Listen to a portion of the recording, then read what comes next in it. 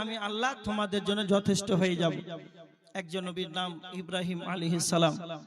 আচ্ছা, কোন নবীকে আগুনের ভিতরে ফেলা হয়েছিল আপনারা জানেন? ইব্রাহিমকে। ইব্রাহিম নবীকে আগুনের ভিতরে ফেলা হয়েছিল। ইব্রাহিম নবীকে যখন আগুনের ভিতরে ফেলা হয়েছিল, সেই সময় নবী ইব্রাহিম আগুনের ভিতরে যেন দুইখানা কথা বলেছিলেন, হাসবুনাল্লাহু ওয়া নি'মাল ওয়াকিল। তাওয়াক্কুল কাকে বলে এবার আপনি লক্ষ্য করেন। ইব্রাহিম নবী বলেছিলেন হাসবুনাল্লাহ ওয়া নি'মাল ওয়াকিল, আমি একমাত্র আল্লাহর প্রতি যেন ভরসা করি, তিনি হলেন উত্তম কর্মবিধায়ক। নবী ইব্রাহিম আগুনের ভিতরে কারো পরোয়া করলেন না, সরাসরি নবী ইব্রাহিম আল্লাহকে বলছেন, আল্লাহ আমি আপনার প্রতি তাওয়াক্কুল করি, আপনি হলেন উত্তম কর্মবিধায়ক। নবী ইব্রাহিম যেমন আগুনের ভিতরে যেমন সম্পূর্ণরূপে আল্লাহর প্রতি তাওয়াক্কুল করলো, আল্লাহ তখন তার তাওয়াক্কুল এই গ্রহণটা করে, আল্লাহ তো বলেছেন ওয়া মান ইয়াতাওয়াক্কাল আলাল্লাহি ফাহুয়া হাসবুহু, যে ব্যক্তি পুরোপুরি রূপে আমার প্রতি ভরসা করবে তো আমি মহান রব আল্লাহ আমি তার জন্য যথেষ্ট হয়ে যাব। যখন ইব্রাহিম নবী আল্লাহর প্রতি যেমন পুরোপুরি ভরসা করেছিল, ততক্ষণ আল্লাহ বলে দিলেন, কুলনা ইয়া নারু কুনি বারদাম ওয়া সালামান আলা ইব্রাহিম, আগুন রে তুমি ইব্রাহিমের জন্য ঠান্ডা শীতল হয়ে যাও। ইব্রাহিমকে আগুনের ভিতরে রাখা হয়েছিল, তারপরে যেন ইব্রাহিমের যেন পশম পর্যন্ত একটা লোম পর্যন্ত পড়ে নাই। বিশ্বনবী মুহাম্মদ সাল্লাল্লাহু আলাইহি ওয়াসাল্লাম আল্লাহর প্রতি তাওয়াক্কুল করেছিলেন, নবী ইব্রাহিম আল্লাহর প্রতি তাওয়াক্কুল করেছিলেন। তারা যেমন আল্লাহর প্রতি ভরসা করেছিল, তারা যেমন তারা রেজাল্টটা পেয়ে নিয়েছিল। একজন নবীর নাম মুসা আলাইহিস সালাতু ওয়াস সালাম। মুসা নবী, একটু লক্ষ্য করেন, মুসা আলাইহিস সালাতু ওয়াস সালাম সেই জামানার বাদশা ছিল ফিরাউন।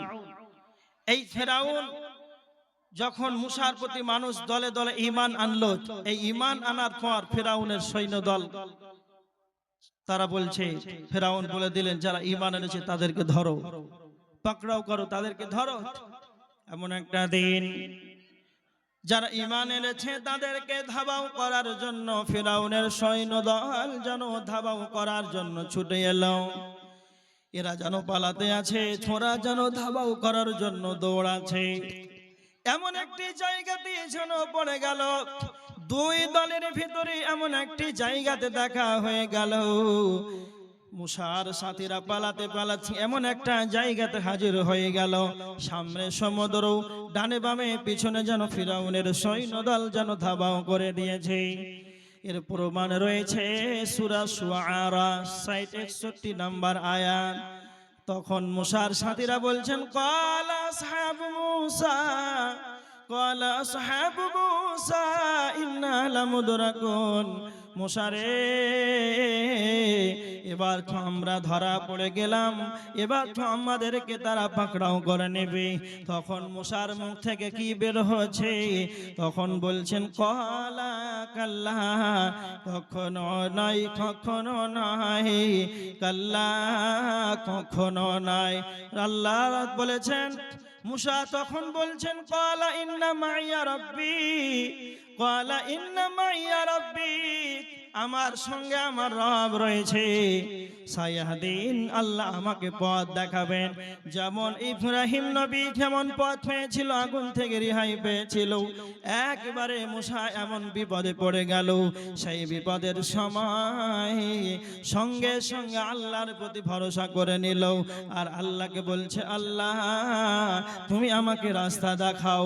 আপনারা জানেন সমুদ্রের মাঝে ফিরাউনের সৈন্যদল যেন ডুবে গিয়েছিল, আর মুসার সাথীরা যেন সেই রাস্তা দিয়ে যেন পার হয়ে চলে গিয়েছিল। তো যেমন রূপে মুসা আল্লাহর প্রতি তাওয়াক্কুল করেছিল, অনুরূপ তারা সঙ্গে সঙ্গে তার রেজাল্ট পেয়ে নিয়েছেন। আল্লাহ এটাই বলেছেন, ওয়া মান ইয়াতাওয়াক্কাল আলাল্লাহ, যারা আমার প্রতি পুরোপুরি ভরসা করবে তো আমি আল্লাহ তাদের জন্য যথেষ্ট হয়ে যাব। পরিত্রাণ পেলেন ইব্রাহিম নবী, পরিত্রাণ পেলেন মুসা আলাইহিস সালাম। বিশ্বনবী নবী মুহাম্মদ সাল্লাল্লাহু আলাইহি ওয়াসাল্লাম যেই দিন এই মক্কা ছেড়ে মদিনায় হিজরত করলেন, সর্বপ্রথম কাকে নিয়ে হিজরত করলেন? না তো হযরতে আবু বকর রাদিয়াল্লাহু তাআলা আনহুকে নিয়ে বিশ্বনবী চলে গেলেন।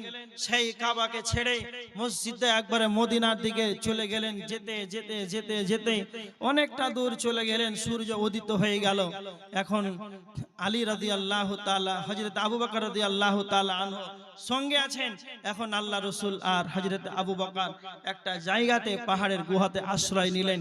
এখন যদি সূর্য উদিত হয়ে গেছে, এখন যদি আমরা যাই তাহলে পিছন ফিরে আসছে ওই কাফেরেরা আমাদেরকে দেখে ফেলবে। পাহাড়ের গুহাতে আশ্রয় নিলেন নবী মুহাম্মদ, আবু বকর, এই দুইজন মিলে আছেন। এমন একটি সময় হযরত আবু বকর দেখছেন উপর দিকে ভয় ভীতু আল্লাহ নবী আছেন। হযরত আবু বকর দেখছেন কাফেররা খুঁজতে খুঁজতে খুঁজতে এমন একটা জায়গাতে হাজির হয়েছে। সেই জায়গাতে উপর দিকে দেখছে যে কাফেররা যদি তাদের পায়ের নিচে তাকায় তাহলে মনে হয় আমাদেরকে দেখে ফেলবে, কাফেররা যদি আমাদেরকে দেখে ফেলবে। এই অবস্থায় আবু বকরের মনটা একবারে ভারাক্রান্ত মলিন হয়ে গেল। আল্লাহ নবী বলছেন, আবু বকর কি হলো তোমার মনটা কেন তো ভারাক্রান্ত, কি মলিন কেন? তখন আবু বকর বলছেন, আল্লাহ নবী, কাফেররা খুঁজতে খুঁজতে এমন একটা জায়গাতে হাজির হয়েছে, যদি তারা পায়ের নিচে তাকায় তাহলে আমাদেরকে দেখে ফেলবে। তখন নবী মুহাম্মদ সাল্লাল্লাহু আলাইহি ওয়াসাল্লাম বলেছিলেন, কোরআনের আয়াত নাজিল হয়েছে সূরা তাওবা আয়াত নাম্বার 40, লা তাহজান ইন্নাল্লাহা মা'ানা। আবু বকর চিন্তা করো না, ইন্নাল্লাহা মা'ানা, আমাদের সঙ্গে আল্লাহ রয়েছে। আবু বকর তুমি টেনশন করিও না, সেই পাহাড়ের গুহার ভিতরে সেই আবু বকর আল্লাহর নবী যেমন পুরোপুরি রূপে আল্লাহর প্রতি ভরসা করেছিল, সেই জায়গা থেকেও যেন আল্লাহ তাদেরকে নিরাপত্তা দান করেছিলেন। তার মানে আমাদেরকে সেই রকম ভাবে তাওয়াক্কুল আল্লাহর প্রতি করতে হবে। বিশ্বনবী এই পাহাড়ের গুহা থেকে যেমন কাফেরদের কাছ থেকে নিরাপত্তা পেল, হযরত ইব্রাহিম যেন আগুন থেকে যেন নিরাপত্তা পেল ভরসা করে। মুসা আলাইহিস সালাম বিপদের মাঝ থেকে যেমন, সামনে সমুদ্র এত বড় বিপদ, ফিরাউনের দুই সৈন্যদল যেন ধাওয়া করবে, এই সময় যেন নিরাপত্তা পেল এক আল্লাহর প্রতি তার ভরসা করে। আজ বর্তমান সমাজের মুসলমান, তোমাদের কেন ঈমানটা কেন এত কমজোর? তোমাদের ঈমানে কেন পোকা লেগে আছে? তোমরা যে এনআরসি হবে, এসআইআর হবে, আর কিছু হবে হেন তেন, তোমরা একবারে ফাইলটাকে কাগজ আধার ভোটার রেশনটা বের করে একবারে তোমরা যেন ঠিক করার জন্য তোমরা মেতে গেলে, তোমরা তো একবার আল্লাহকে বললে না, তিনি আমাদের রব, যিনি ইব্রাহিমকে পরিত্রাণ দিয়েছিলেন। আল্লাহ আপনি আমাকে নবী মুহাম্মদকে যেমন পরিত্রাণ দিয়েছিলেন, আল্লাহ আপনি যেমন সেই মুসাকে যেমন সমুদ্র থেকে রাস্তা বানিয়ে পারাপার করেছিলেন, সেই রব তো আছেন এখনো, এখনো সেই আল্লাহ ছিল, এখনো আছে। হুয়াল আউয়াল ওয়াল আখির, সূরা হাদীদের 3 নম্বর আয়াত। আল্লাহ হলেন সর্বপ্রথম, আল্লাহ হলেন সর্বশেষ। আল্লাহ ছিলেন, আল্লাহ আছেন, আল্লাহ থাকবেন। সেই আল্লাহ ছিল, এখনো সেই আল্লাহ আছে। আল্লাহ তাই সেই নবীদেরকে পরিত্রাণ দিল। মুসলমান তুমি একবারও আল্লাহকে যে বললে না, বর্তমান আমরা যে পেরেশানির যেই ঝামেলাতে পড়ে আছি, আল্লাহ তুমি আমাদেরকে এই ঝামেলা থেকে তুমি আমাদেরকে নিরাপত্তা দান করো, একবার কোন মুসলমানের মুখ থেকে এই দোয়াগুলো বের হলো না, আল্লাহকে যেন একবার কথাগুলো বলল না, তার মানে আপনার ভিতরে তাওয়াক্কুল নাই, তাওয়াক্কুল নাই। একটা ছোট করে একটা ঘটনা বলছি, তাওয়াক্কুল কাকে বলে? শুধু একটু ইম্পর্টেন্ট এই কথাটা ভালো করে মাথায় রাখেন, আল্লাহ নবী সাল্লাল্লাহু আলাইহি ওয়াসাল্লাম যখন মক্কা ছেড়ে মদিনা চলে গেলেন, তা আপনারাই বলেন যে এই মক্কা ছেড়ে যখন মদিনা চলে গেলেন, আল্লাহ নবীর ঘরে কে শুয়েছিলেন? জি, হযরত আলী। হযরত আলী, হযরত আলী রাদিয়াল্লাহু তাআলা আনহু বিশ্ব নবীর চাদর দিয়ে বালিশে মাথা ঢেকে একবারে শুয়ে আছে। আচ্ছা বলেন তো, চতুর্দিকে কাফেররা ঘিরে ছিল না ছিল না? ছিল। আচ্ছা এখন আমি আপনাদের এমন একটা জায়গাতে ঘরে শুয়ে আছি, আর আপনাদের গ্রামের মানুষ 5-7 জন তার ওয়াল নিয়ে ঘুরে চতুর্দিকে দাঁড়িয়ে আছে, আব্দুল কাইমকে সকাল হলি মার। এখন যদি সভাপতি মহাশয়কে বলি যে আমি চলে গেলাম বাইক নিয়ে, আর আপনি আমার ঘরে শুয়ে থাকেন, শুবে? জীবনে শুবে? মানে 10 জন তার ওয়াল নিয়ে দাঁড়িয়ে আছে, নাঙ্গা তারেলি একবারে দিলি শেষ। তাওয়াক্কুল কাকে বলে দেখেন, আলী আল্লাহর নবীর ঘরে শুয়ে আছে। তো মজার কথা হলো যে আল্লাহ রসুল আলীকে বললেন, আলী সকাল হবে, বাইতুল মাল বন্টন করে দিবে। আলী 2 নাম্বার কথা বলেছেন, আলী তোমার সঙ্গে আমার দেখা হবে মদিনাতে। এই দুটা পয়েন্ট শুধু মনে রাখেন, শর্ট করে বলছি। আল্লাহ নবী আলীকে বলেছিলেন, আলী সকাল হবে, বাইতুল মাল তুমি বন্টন করে দিবে, আর তোমার সঙ্গে আমার মদিনাতে দেখা হবে। এই দুইটাই কথা। আর আল্লাহর নবী চলে গেলেন, বিশ্বনবীর ঘরে বিশ্বনবীর চাদরে বালিশে মাথা রেখে চাদর দিয়ে শুয়ে আছেন হযরত আলী রাদিয়াল্লাহু তাআলা আনহু। আচ্ছা বলেন তো, আল্লাহ নবী মক্কা ছেড়ে মদিনা চলে এসেছেন, আর এই ঘটনাগুলো বলছে যে চতুর্দিকে কাফেররা রাঙ্গা তারওয়াল নিয়ে দাঁড়িয়ে আছে মারার জন্য, আর সেই অবস্থায় আমি আলীকে রেখে এসেছি।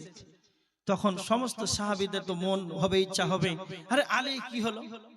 আচ্ছা বলেন, এরকম মনে ইচ্ছা হবে না, হবে না শোনার জন্য যে আলী যে রাসূলের ঘরে শুয়ে আছে, নাঙ্গা তারওয়াল নিয়ে কাফেররা দাঁড়িয়ে আছে, তো হযরত আলীর কি হলো? এই কথাটা শোনার অপেক্ষা করবে না করবে না? সেই যুগে টেলিফোন ছিল অনেক দূর, অনেক দূর পথ, সেই পথ টেলিফোন ছাড়া হবে না, তো সেই যুগে তো টেলিফোনের ব্যবস্থা ছিল না।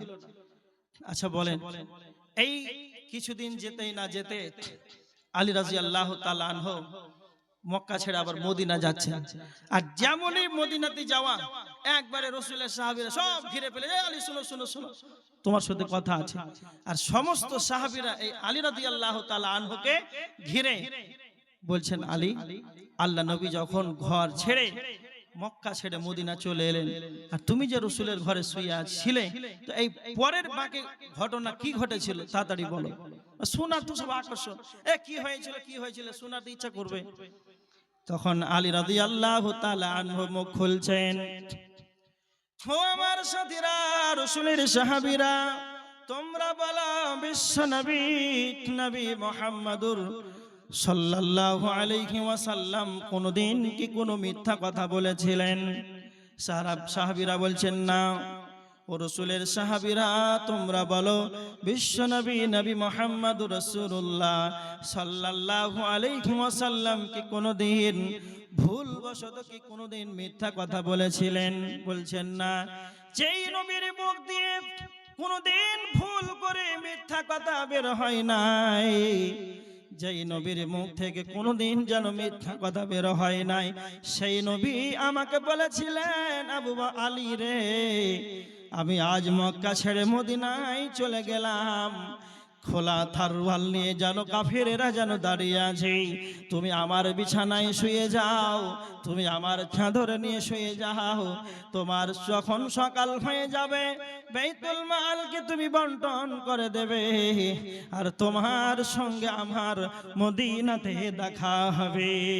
ও রাসূলের সাহাবীরা, আমার এতটুকুই তাওয়াক্কুল, যতক্ষণ পর্যন্ত সকাল না হবে, যতক্ষণ পর্যন্ত আমি বাইতুল মাল যতক্ষণ বন্টন না করব, ততক্ষণ পর্যন্ত কোন পৃথিবীর কাফের আমাকে মারতে পারবে না। দ্বিতীয় নাম্বার বলেছিলেন, ও রাসূলের সাহাবীরা, আমার সঙ্গে সাথীরা, তোমরা শুনে রেখে দাও, বিশ্বনবী বলেছিলেন, ও আলী, তোমার সঙ্গে আমার মদিনাতে দেখা হবে। তা আমার এতটুকু তাওয়াক্কুল, যতক্ষণ পর্যন্ত আমি মদিনা না যাব, যতক্ষণ পর্যন্ত নবী মুহাম্মাদের সঙ্গে আমার মুলাকাতটা না হবে, পৃথিবী যদি একদিকে হয়ে যায়, আলীকে মারার মতন কারো ক্ষমতা নাই। একেই তাওয়াক্কুল বলা হয়। তাওয়াক্কুলটা দেখেন, এই ছিল হযরত আলী রাদিয়াল্লাহু তাআলা আনহু, সাহাবী হযরত আবু বকর। এই সাহাবীগুলোর তাওয়াক্কুলটা দেখেন, এমনিতেই তারা দুনিয়াতে নিরাপত্তা, হ্যাঁ, ঈমানের দৌলত ছিল তাদের, ঈমানের স্পিরিট ছিল তাদের। বদরের যুদ্ধে কতজন কাফের আর কতজন সাহাবী? 313। আর কাফেররা কত? 1000। এই উহুদের যুদ্ধে কতজন সাহাবী? 700 জন, কাফেররা 3000 জন। তাহলে কাফেরদের সংখ্যা অনেক অনেক বেশি, তারপরও তারা ঈমানের স্পিরিটে, ঈমানের দৌলতে তারা এই যুদ্ধগুলোতে তারা কাফেরদেরকে পরাজয় করে যুদ্ধে তারা জয় হয়েছে, সফলতা পেয়েছে। কিসের জন্য? ঈমানের দৌলতে। এতটুকু বললাম। নাম্বার 4, আল্লাহ বলেছেন, নাম্বার 4, মুমিন তারা হবে আল্লাযীনা ইউকিমুনাস সালাহ।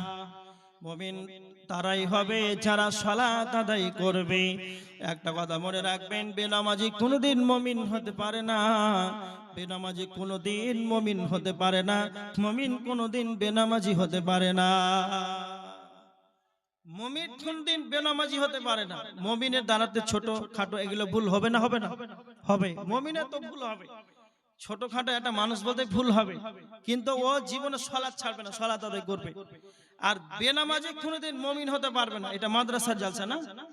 এই মাদ্রাসার জালসাতে আপনাদের গ্রামের একজন মেম্বার, প্রধান আর একজন আছে এমন ব্যক্তি, কোটি কোটি টাকার মালিক, এই স্টেজে নিয়ে আসে, ওকে বলেন যে 1 লাখ টাকা দান দিতে হবে মাদ্রাসার জন্য। তো সে বলবে আচ্ছা ঠিক আছে 1 লাখ টাকা দিয়ে দেবো। একবারে ফোন পে এখনই মেরে দিল 1 লাখ টাকা। আর এশারের আজান হচ্ছে আর 1 লাখ টাকা ফোন পে মারছে।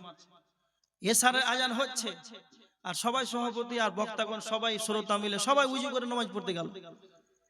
আর এই 1 লাখ টাকা দান দিয়ে দেখছি যে নামাজের সময় এমন জোরে পালাতে পালাতে কোথায় যে মেলা থেকে ঘুরছে।